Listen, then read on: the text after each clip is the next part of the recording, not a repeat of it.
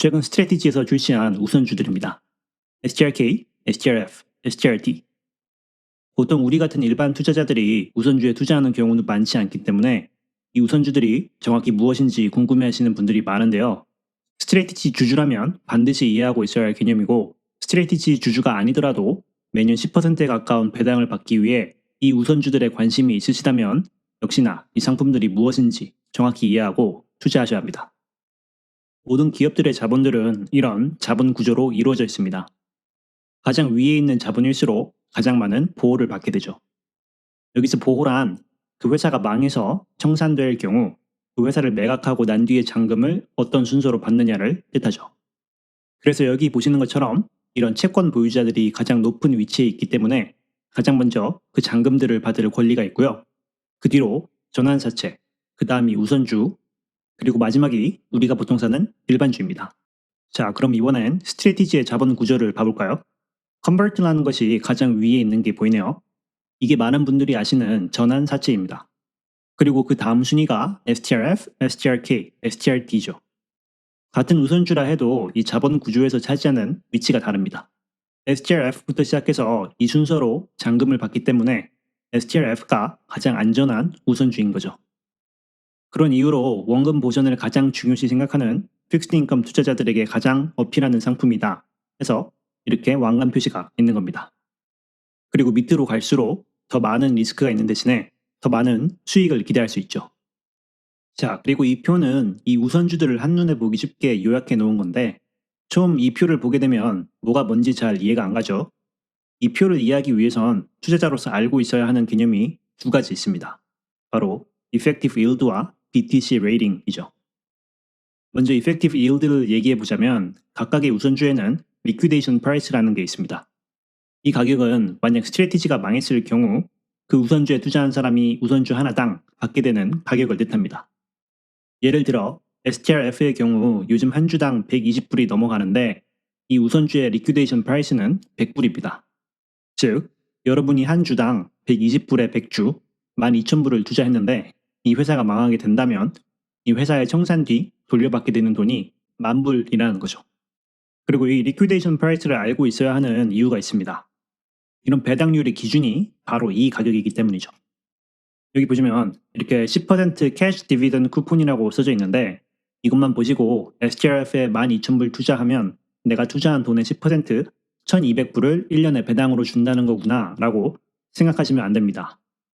여기서 말하는 10%의 기준은 리퀴데이션 프라이스 100불을 기준으로 하기 때문이죠. 그렇기 때문에 여기에 있는 이 effective yield라는 말이 있는데 이게 바로 우선주의 현재 가격 기준으로 여러분이 받게 되는 진짜 배당률입니다. 이 effective yield는 계산하기 쉽습니다. liquidation price 100불을 기준으로 10%의 배당을 준다는 건 다른 말로 해석하면 이 우선주 하나당 10불의 배당을 준다고 생각하시면 됩니다. 그러니까 아까 예로 돌아와서 이 우선주를 하나에 120불에 100개씩 샀을 경우 우리가 받을 수 있는 1년 배당금은 1,000불이고 우리가 투자한 원금은 12,000불이죠. 그래서 우리의 실제 배당률은 8.3%라는 값이 나옵니다. 현재 STRF와 STRT는 한 주당 10불의 배당을 주고 STRK의 경우 주당 8불의 배당을 주고 있습니다. 그리고 STRF와 STRT는 한 주당 10불의 같은 배당을 주지만 Effective Yield의 경우 STRT가 2% 높은 값을 보이고 있죠. 그 이유는 간단합니다. STRT, STRF 둘 다 한 주당 10불의 배당을 주는데 STRF가 STRT보다 자본 구조에서 2단계 위에 위치해 있다면 당연히 STRF에 투자하는 게 좋겠죠. 그런 이유로 STRF의 주식 가격이 STRT보다 높은 것이고 STRT의 주식 가격이 상대적으로 저렴하기 때문에 STRT의 Effective Yield가 2% 높은 겁니다. 그리고 마지막으로 여기 보시면 BTC Rating이라는 말이 있는데 이건 쉽게 말해 이 우선주에 대한 담보를 뜻합니다. 아까 제가 우선주들의 가장 큰 장점은 회사가 파산했을 경우 각 우선주들의 리퀴데이션 프라이스에 기반해서 그 돈들을 돌려받을 수 있는 거라고 했죠. 하지만 이런 리퀴데이션 프라이스가 있다고 해서 그 원금이 무조건 보장되는 건 아닙니다. 예를 들어 이 회사가 갚아야 하는 돈이 1,000억인데 이 회사가 파산하고 남은 본인들의 자산 가치가 800억밖에 안 되면 내가 가지고 있는 리퀴데이션 가격에 기반해서 돈을 돌려받을 수 없겠죠. 파산한 회사의 자산 가치가 본인들이 갚아야 하는 돈보다 적으니까요. 그런 이유로 그 회사의 현재 총 자산 가치가 이 회사가 갚아야 되는 부채보다 몇 배나 많으냐를 나타내는 지표가 있는데 그게 바로 여기 써져 있는 collateral coverage라는 겁니다. 그리고 스트레티지의 자산 가치란 사실상 그들이 가지고 있는 비트코인의 가치이기 때문에 이 회사는 그런 말을 쓰지 않고 BTC 레이팅이라는 말을 쓰죠. STRF의 경우 7.1배의 BTC 레이팅 값을 보여주고 있는데 한마디로 내가 투자한 우선주보다 우선순위에 있는 모든 빚과 내가 투자한 우선주가 가지고 있는 가치를 모두 합친 것보다 이 회사의 자산 가치가 현재 7배가 된다는 뜻이죠. 그리고 이 BTC 레이팅은 STRF가 가장 높고 이렇게 왼쪽으로 갈수록 그 값이 낮아지는 게 보이죠? 그 이유는 간단합니다. 왼쪽으로 갈수록 아까 우리가 본 자본 구조에서 아래의 위치를 차지하기 때문이죠. 쉽게 생각하면 우선순위에서 아래에 있는 우선주일수록 먼저 갚아야 하는 빚들의 양이 더 많아지기 때문에 이 회사가 이 우선주 주주들에게 원금을 갚을 수 있는 확률이 내려간다고 생각하면 됩니다. 그래서 STRD의 경우 BTC 레이팅이 5.6밖에 안 되니까 이거 너무 위험한 거 아닌가 라고 생각할 수도 있는데 지금 미국의 다른 회사들의 우선주들의 경우 이 collateral coverage의 평균 값이 1.7배에 불과한다고 합니다. 그러니까 이 회사의 가장 위험하다고 평가받는 STRD조차 미국의 다른 우선주들에 비해 3배 넘는 담보 자산을 가지고 있는 거죠. 자, 이제 effective yield와 BTC 레이팅을 이해했으니 이제 나머지는 정말 이해하기 쉽습니다. 일단 이 duration이라는 것은 이 우선주가 얼마나 지속되는가를 보여주는 건데 보통의 우선주들은 평균 7년 정도 뒤에 주주들에게 이 liquidation price를 지급하고 그 우선주들을 다시 불러들인다고 합니다. 그러니까 투자자 입장에선 어떤 우선주가 주는 배당이 좋아서 투자를 시작했는데 보통은 몇 년 뒤면 그 우선주를 회사에서 다시 사들인다는 거죠. 하지만 스트레티지의 우선주들의 경우 이렇게 perpetual이라는 말이 있는데 이건 이 회사가 망하기 전까지는 이 우선주들이 계속 존재한다는 걸 뜻합니다. 우리 같은 일반 투자자들 입장에서는 이게 뭐 그렇게 중요한 건가 할 수 있는데 수조 원대의 돈을 굴리는 픽스드 인컴 투자자들에게는 상당히 중요한 포인트죠. 기껏 좋은 우선주를 낮은 가격에 투자해서 남들보다 좋은 이펙티브 일드를 기록하고 있었는데 그 좋은 상품이 7년 뒤에 사라진다고 하면 다시 또 좋은 상품을 찾아야 되는 골치 아픈 상황이 발생하지 않는다라는 것이니까요. 한마디로 기관 투자자들에게 어필하는 포인트입니다. 그리고 이번에는 이 accumulation이라는 말이 있는데 STRF, STRK의 경우 cumulative라는 말이 써 있네요. 예를 들어 이 회사가 3개월에 한 주당 10불의 배당을 주기로 했는데 이번 달 현금이 부족해서 배당을 주는데 실패했다고 해봅시다. 그러면 3개월 뒤 다음 배당 날에는 저번에 주지 못한 배당 10불까지 합해서 주당 20불의 배당을 줘야 한다는 거죠. 그렇게 놓친 배당들이 계속해서 쌓인다고 해서 cumulative라는 표현이 있는 겁니다. 그런 이유로 STRF, STRK 투자자 입장에서는 이 회사가 망하지 않는 이상 그 배당들을 다 받을 수 있다는 확신이 생기는 거죠. 하지만 최근에 출시한 STRD의 경우 non-cumulative라는 말이 있습니다. 이 말은 STRD의 경우 이 회사가 배당을 놓치게 되면 그 다음 배당을 줄 때 회사 입장에서 저번에 못 준 배당을 줄 의무가 없다는 뜻이죠. 그런 이유로 STRF는 기관 투자자들에게 어필하는 상품이라면 STRD는 우리 같은 일반 투자자들에게 어필하는 상품입니다. 이렇게 설명하면 배당 안 줄 수도 있다는데 이런 우선주에 우리가 왜 투자해야 되냐라고 생각하실 수 있지만 이 상황은 정말 최악의 상황일 때만 가능한 이야기인 겁니다. 그러니까 회사 상황이 조금 안 좋아졌다고 배당 안 주는 거 아닌가? 이렇게 걱정하실 필요는 없는 거죠. 그래서 만약 제가 배당을 받고 싶어서 STRD와 STRF 중에 고민을 한다면 아마 STRD에 투자를 할 겁니다.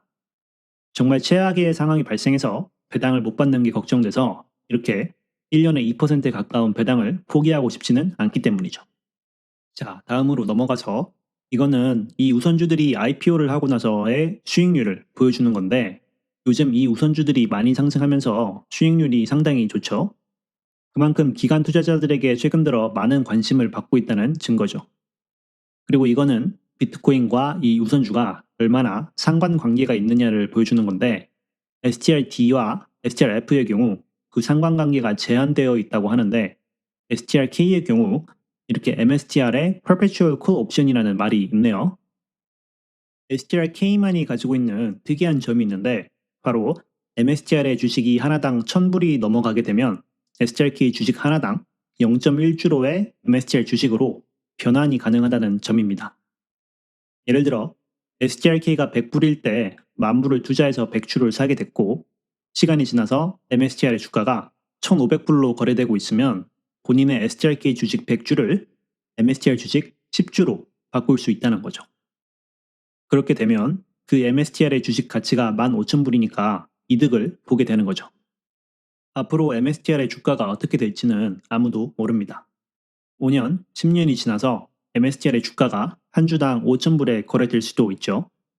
그렇게 되면 STRK에 100주 투자했던 사람은 5만 불짜리의 MSTR 주식을 가질 수 있게 되는 거죠.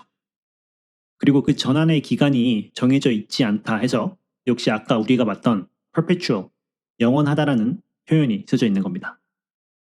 나는 배당도 받고 싶은데 MSTR이 엄청나게 성장했을 때 그것에 대한 상승분도 완전히 포기하고 싶지 않다는 사람들에게 어필하는 상품이 바로 이 STRK입니다.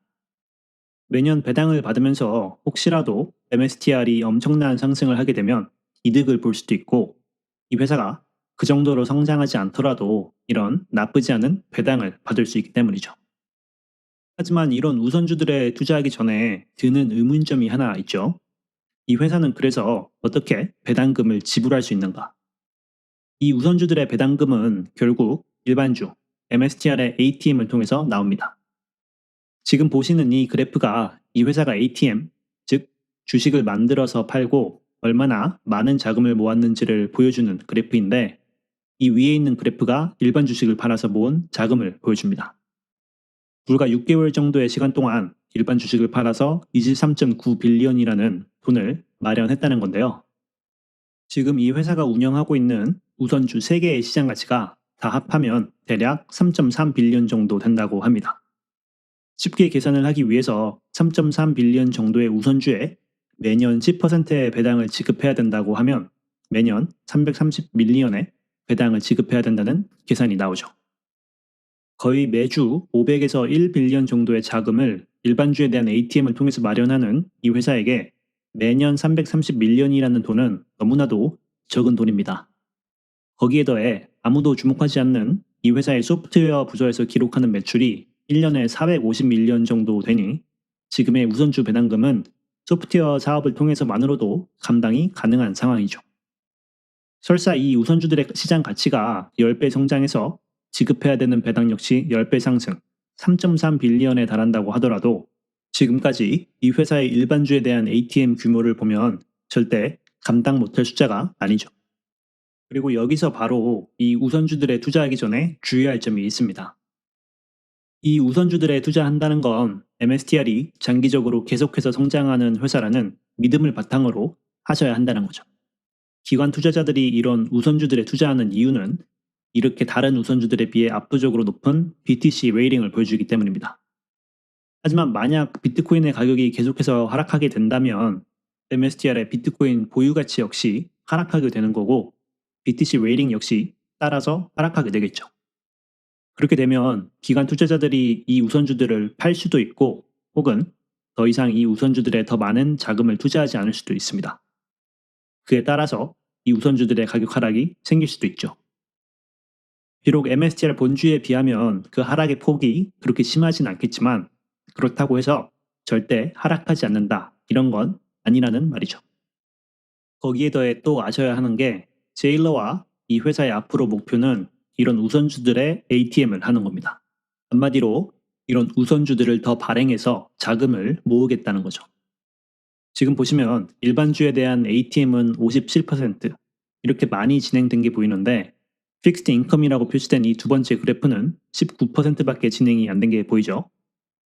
이 회사의 앞으로 계획은 이런 우선주들에 대한 ATM을 통해서 일반주에 대한 ATM의 의존들을 줄이고 이 정도의 자금을 모으는 게 목표입니다.